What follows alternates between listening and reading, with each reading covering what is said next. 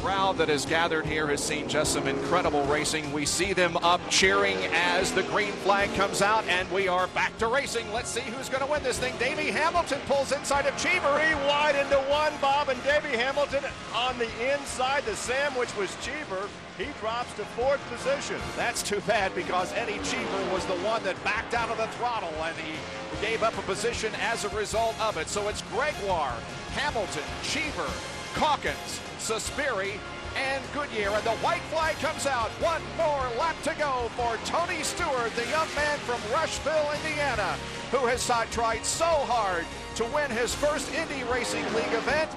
The second place car, Stefan Gregoire, makes a challenge here. He's within a few car lengths. Let's watch him at the line as Tony Stewart comes off of corner number 4, and Stewart wins the Samsonite 200 by a couple of car lengths over Stefan Gregoire. The IRL moved on to Colorado Springs in the shadows of the 14,000-foot summit of Pikes Peak. Tony Stewart finally slayed the dragon that had kept this team out of victory lane, capturing his first IRL event and the first ever IndyCar win for car owner John Menard. At only 26 years of age, Tony Stewart is a man who loves to race. Absolutely.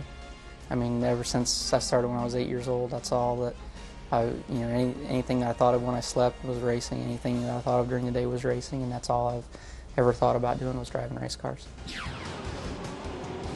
Growing up in Indiana, there's a lot of short tracks there, and that's where our roots are. And as we went up through the ladder, we weren't even associated with any road racing cars. So basically, everything that I've driven has been on ovals, and it's just one thing's led to another, and now we're into IndyCars.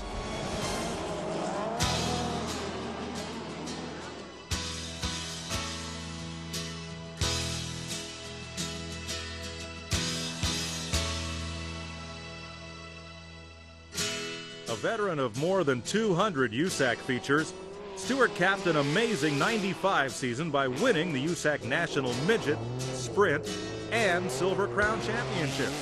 The first driver ever to win all 3 titles in the same year.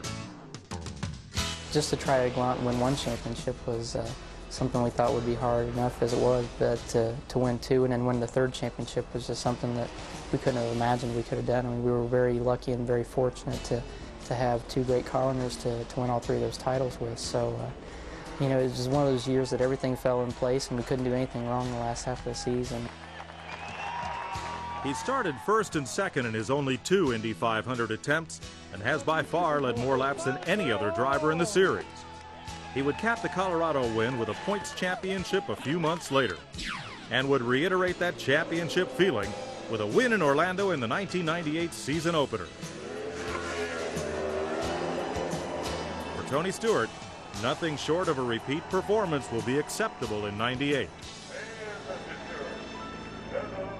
I mean, it's been a dream come true. I mean, just to be in IndyCar racing and be with the IRL has been a dream come true, let alone to win a race last year finally and to win the championship. It just capped off a perfect season for us.